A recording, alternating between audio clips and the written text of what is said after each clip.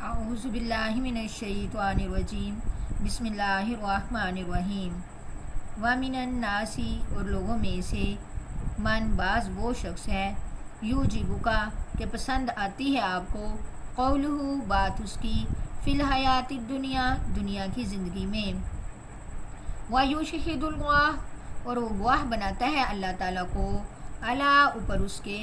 माफ़ी क़ल्बिही जो उसके दिल में है वाह हुआ और वो अलद्दुल खिसाम सख्त झगड़ालू है व इज़ा और जब तवल्ला वो फिर जाता है सा वो कोशिश करता है फिल अर्ज़ी ज़मीन में लियुफ़सिदा ताकि वो फसाद करे फ़ीहा इसमें वयुहलिका और वह हलाक करे हर सा खेती को व नस्ला और नस्ल को वल्लाहु और अल्लाह ताला ला युहिब्बु नहीं पसंद करते फसाद को या फसाद करने वाले को वाइज़ा और जब कीला कहा जाता है लहू उसको इत्तकिल्लाह तो डर अल्लाह ताला से आख़ज़तहुल इज़्ज़तु आमादा करता है उसको गुरूर बिल इस गुनाह पर फ़हस्बुहु पास काफ़ी है उसको जहन्नम व बिअसल मिहाद और बुरी है लौटने की जगह व मिनन नासी और लोगों में से मन बाज़ वो शख्स भी है या शरीर जो बेच डालता है नफ्सहु अपना आप इब्तिगा चाहने के लिए मरज़ातिल्लाही रज़ामंदी अल्लाह ताला की वल्लाहु और अल्लाह ताला रऊफ़ुन शफ़क़त फरमाने वाले हैं बिल इबाद अपने बंदों पर। आज का सबक है जो बिस्मिल्लाहिर्रहमानिर्रहीम कि व मिनन नासी और लोगों में से मैं यक़ूलु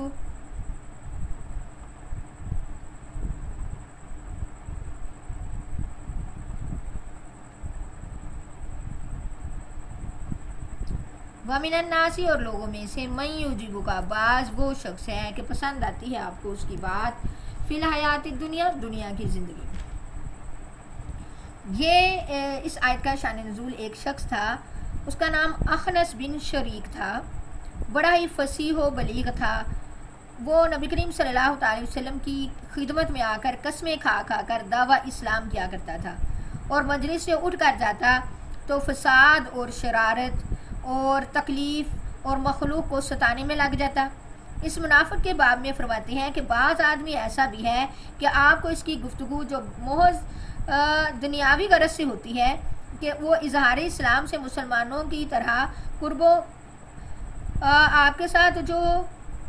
कुर्बो खुसूसियत के साथ रहता है ऐसे आपको जो है वो ज़ाहिर करता है। इसकी फसाहत और बलागत की वजह से आपको इसकी बात अच्छी मालूम होती है। वो अपना एतबार बढ़ाने को अल्लाह ताला को भी गवाह बनाता है और अपने दिल की सच्चाई पर, हालांकि वो बिल्कुल झूठा है, वो आपके मुखालिफ में नहायत शदीद है। जिस तरह आपका मुखालिफ है इसी तरह वो मुसलमानों को भी तकलीफ़ देने की कोशिश करता है।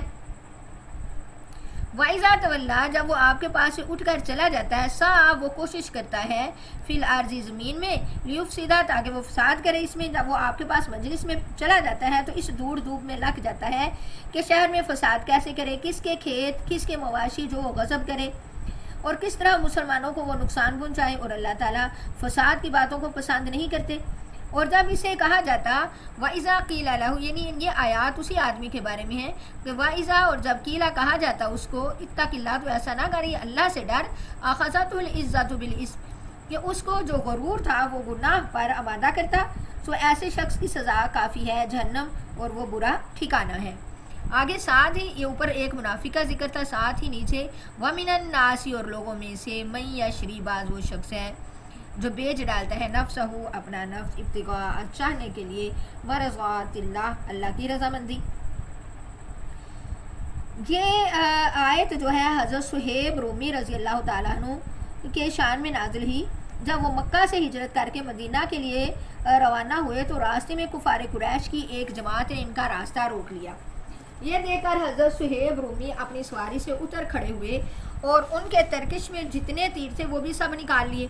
और कुरैश की इस जमात से ख़ताब किया कि ए किबला कुरैश, तुम सब जानते हो कि मैं तीर अंदाजी में तुमसे ज़्यादा माहिर हूँ, मेरा तीर कभी ख़ता नहीं करता। اب اللہ کی قسم کھاتا ہوں کہ تم میرے پاس اس وقت تک نہیں پہنچ سکو گے جب تک میرے ترکش میں ایک بھی تیر باقی ہے، اور تیروں کے بعد میں تلوار سے کام لوں گا جب تک مجھ میں دم رہے گا، پھر جو چاہو تم کر لینا، اور اگر تم نفع کا سودا چاہتے ہو یعنی مال چاہتے ہو تو میں تمہیں اپنے مال کا پتہ دے دیتا ہوں جو مکہ مکرمہ میں رکھا ہے، تم وہ مال لے لو اور میرا راستہ چھوڑ دو۔ اس پر قریش کی جماعت راضی ہو گئی۔ حضرت صہیب رومی رضی اللہ تعالیٰ عنہ نے صحیح سالم آپ صلی اللہ تعالیٰ علیہ وسلم کی خدمت میں پہنچ کر یہ واقعہ سنایا تو نبی کریم صلی اللہ تعالیٰ علیہ وسلم نے 2 مرتبہ فرمایا کہ تو نے بڑے نفع والا یعنی کہ جو تو نے سودا کیا ہے وہ بڑا نفع بخش ہے، یا تمہارا سودا تمہاری تجارت بڑی نفع بخش ہے۔ اس واقعے میں آیت مذکورہ کے نزول نے اس کلام کی تصدیق کر دی کہ جو نبی کریم صلی اللہ تعالیٰ علیہ وسلم کی زبان مبارک سے نکلے تھے۔ آگے ہے یا ایھا الذین آمنو، اے ایمان والو، ادخلو، تم داخل ہو جاؤ، فی السلم، اسلام میں، کافتن، سارے کے سارے یا پورے کے پورے، ولا تتبعوا، اور نہ تم پیروی کرو، خطوات الشیطانی، شیطان کے قدموں کی، انہو، بے شک وہ، لکم، تمہارا، عدو مبین، دشمن ہے کھلا۔ وَإِن زَلَلْتُمْ، پس اگر تمہیں شک ہو، من بعد اس کے، ما جاءتکم البینات، جب آ گئی تمہارے پاس واضح نشانیاں، فَعَلَمُوا، پس تم جان لو، ان اللہ، بے شک اللہ تعالیٰ، عزیز حکیم، زبردست حکمت والے ہیں۔ حَلْ يَنظُرُونَ، نہیں وہ انتظار کرتے، الا مگر، ان یأتیہم، یہ کہ آئے ان کے پاس، اللہ تعالیٰ، فی ظلال، سایوں میں،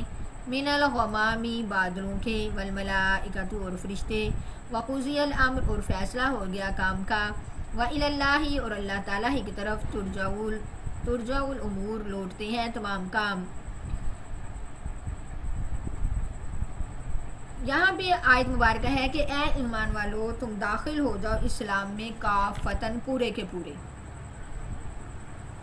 اب اسلام میں پورے کا پورا ہونا 2 طرح سے ہے کہ پہلی بات یہ کہ تمہارے ہاتھ، پاؤں، آنکھ، کان، دل، دماغ، سب کا سب دائرہ اسلام میں اطاعت الہی کے اندر داخل ہونا ضروری ہے۔ ایسا نہ ہو کہ ہاتھ پاؤں سے تو احکام اسلامی بجا لاؤ، پورے کرو، مگر دل اور دماغ اس پر مطمئن نہ ہو، یا دل اور دماغ تو اس پر مطمئن ہے مگر ہاتھ پاؤں سے دین کے کام نہیں کرتے، یعنی نماز روزہ اس کا کوئی وہ نہیں ہے، دل اور مطمئن ہے کہ یہ اسلام ہے، دین ہے۔ یہ ایک صورت یہ ہے۔ دوسری صورت یہ ہے کہ تم داخل ہو جاؤ مکمل اور پورے کے پورے اسلام میں، یعنی ایسا نہ ہو کہ اسلام کے بعض احکام کو تو پورا کرو، قبول کر لو، اور بعض کو جو ہے وہ چھوڑ دو۔ بعض احکام پورے کر لیے، بعض چھوڑ دیے، یعنی نماز روزے کو پورا کر لیا اور باقی حقوق یا اپنی زندگی کے جو معاشرتی مسائل ہیں ان میں جو ہے وہ معاشرتی حقوق میں اسلام کو خارج کر دیا۔ نماز روزے کی حد تک ٹھیک رہے لیکن اپنی معاشی جو زندگی میں رہن سہن ہے اس کو اسلام کے مطابق نہ رکھا۔ تو یہاں پہ تنبیہ کی جا رہی ہے کہ جنہوں نے اسلام کو صرف مسجد اور عبادت کے ساتھ مخصوص رکھا ہے وہ اپنے معاملات میں، اپنے معاشرے میں، معاشرے کے اندر بھی دین کو ویسے ہی مکمل رکھیں۔ اور یہ غفلت ہم لوگوں میں اب عام ہے کہ ہم نے بس نماز اور روزے کو دین سمجھ لیا۔ آگے آ رہی ہے آیت کہ نہیں وہ انتظار کرتے مگر یہ کہ آئے ان کے پاس اللہ تعالیٰ سایوں میں، بادلوں کے اور فرشتے، یعنی یہ واقعہ ہے کہ اللہ تعالیٰ اور فرشتے بادلوں کے سائبانوں میں ان کے پاس آ جائیں اور قیامت پیش آئے گی، قیامت کے نزدیک اللہ تعالیٰ قیامت میں آئیں گے، اور اللہ تعالیٰ کا اس طرح آنا متشابہات میں سے ہے جس کے متعلق صحابہ اکرام، تابعین اور اسلامی امت کا یہ طریقہ ہے کہ اس کے مضمون کو حق اور صحیح ہونے کے اعتقاد اور یقین رکھے کہ یہ صحیح ہے، اس کا اعتقاد اور یقین رکھے۔ کیفیت یہ کہ کس طرح ہوگا، اللہ کیسے آئیں گے، فرشتے کیسے آئیں گے، اس کی دریافت کی فکر میں نہ پڑے۔ جس طرح اللہ تعالیٰ کی ذات اور تمام صفات کی حقیقت اور کیفیت کا معلوم کرنا انسان کی عقل سے بالاتر ہے تو یہ بھی اسی میں داخل ہے، وہ بس اس بات کا ایمان رکھے، یقین رکھے۔ آگے ہے بسم اللہ الرحمن الرحیم، سل آپ پوچھ لیجئے بنی اسرائیل، بنی اسرائیل سے، کم کتنی، آتیناہم دی ہم نے ان کو، من آیت نشانیاں، بینات واضح، وَمَن يُبَدِّلْ اور جو کوئی بدلے گا نعمت اللہ اللہ تعالیٰ کی نعمت کو من بعد اس کے ما جاءتہ جو آ گئی اس کے پاس فإن اللہ پس بے شک اللہ تعالیٰ شدید العقاب سخت سزا دینے والے ہیں۔ زُشِنَا سجا دی گئی للذین ان لوگوں کے لیے کفروا جنہوں نے کفر کیا حیات الدنیا دنیا کی زندگی وَيَسْخَرُونَ اور وہ مذاق کرتے ہیں من الذین ان لوگوں سے آمنوا جو ایمان لائے والذین اور وہ لوگ اتقوا جو ڈرے فوقہم اوپر ہوں گے ان کے یوم القیامتی قیامت کے دن واللہ اور اللہ تعالیٰ یرزق رزق دیتے ہیں من یشاء جسے چاہتے ہیں بغیر حساب بغیر حساب کے۔ دنیا کی مال اور دولت عز و عزت مغرور ہونے اور غریب لوگوں کا مزاح کرنے کی حقیقت دنیا میں بھی ہمارے سامنے ہے کہ جن لوگوں جو امیر لوگ ہوتے ہیں جن کے پاس دنیا کی مال و دولت زیادہ ہوتی ہے عزت و جاہ زیادہ ہوتی ہے وہ عام اور غریب لوگوں کا مذاق اڑاتے ہیں، لیکن اس کی حقیقت قیامت والے دن ان کے سامنے آ جائے گی۔ اللہ تعالیٰ فرما رہے ہیں آپ علماء بنی اسرائیل سے ذرا پوچھیے تو صحیح کہ ہم نے ان کو ان کے بزرگوں کو کتنی واضح دلیلیں دی تھی، مگر بجائے اس کے کہ وہ اس سے ہدایت حاصل کرتے الٹی گمراہی پر کمر باندھ لی۔ پھر دیکھو ان کو کیسی کیسی سزائیں ملی، جیسے ان کو تورات ملی، چاہتے تو یہ اس کو قبول کرتے مگر انکار کیا، آخرکار کوہ طور ان پر گرانے کی دھمکی دی گئی۔ حق تعالیٰ کا کلام سنانا چاہا سارا آنکھوں پر اللہ تعالیٰ نے ان کو چاہیے تھا کہ سارے آنکھوں پر اللہ کا انہوں نے کلام سنا اس بات کو مان لیتے، لیکن آگے اور شعبے ان کے نکل آئے اور زیادہ تشبیہات آ گئی، آخر بجلی سے ہلاک ہوئے۔ اس کے بعد اللہ نے دریا میں شگاف کر کے راستے بنا کے ان کو فرعون سے نجات دی، اس بات کو احسان مانتے مگر کیا کیا بچڑے کی پوجا شروع کر دی جس کے بدلے میں ان کو سزائے قتل ملی۔ پھر ان پر من سلوہ نازل ہوا کہ شکر کرنا چاہیے تھا مگر وہی بات نافرمانی میں وہ سڑنے لگ گیا، اس سے نفرت ظاہر کی وہ بھی جاتا رہا، کھیتی باڑی کی مصیبت سر پر پڑی اور انبیاء اکرام کا جو ہے انبیاء علیہ السلام کا سلسلہ ان میں جاری رہا۔ غنیمت سمجھتے کہ اللہ کی طرف سے ان کو ہدایت کے لیے نبی لگاتار آ رہے ہیں، لیکن کیا کیا ان کو قتل کرنا شروع کر دیا، جن کی سزا یہ ملی کہ ان سے ان کی حکومت اور سلطنت چھل گئی۔ یہ تھا کہ دنیا میں ایسا کرنے کا انجام، لیکن اب آ رہی ہے کہ جب یہ تو دنیا میں ہے تو قیامت والے دن یہ جب دیکھ لیں گے اپنی آنکھوں سے، کس کو دیکھ لیں گے کہ جس طرح یہ دنیا میں یہ کام کرتے اپنی عزت اور اپنی جھوٹی انا کے لیے مال و دولت کے لیے یہ غریبوں کا مذاق اڑاتے، تو اس کی حقیقت قیامت والے دن ان کے سامنے آ جائے گی۔ حضرت علی مرتضیٰ رضی اللہ تعالیٰ عنہ سے روایت ہے جو شخص کسی مومن مرد یا عورت کو اس کے فکر و فاقہ کی وجہ سے ذلیل اور حقیر سمجھتا ہے، اللہ تعالیٰ قیامت کے روز اس کو اولین اور آخرین کے مجمع میں رسوا اور ذلیل کریں گے۔ اور جو شخص کسی مسلمان مرد یا عورت پر بہتان باندھتا ہے یا کوئی ایسا عیب اس کی طرف منسوخ کرتا ہے جو اس میں نہیں ہے، تو اللہ تعالیٰ قیامت کے روز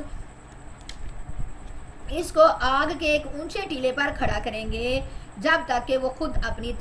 تکذیب نہ کر دے، اپنے آپ کو نہ جھٹلا دے۔ یہ دو چیزیں ایسی ہیں واقعی ہمارے معاشرے میں بہت زیادہ ہیں کہ ہم فکر و فاقے کی جو غریب ہے ہم عزت دوسرے کے پیسے کی وجہ سے کرتے ہیں، اس کے رتبے کی وجہ سے، اس کے اسٹیٹس کی وجہ سے کرتے ہیں۔ اللہ تعالی ہمیں ایسی بیماری سے بچائے۔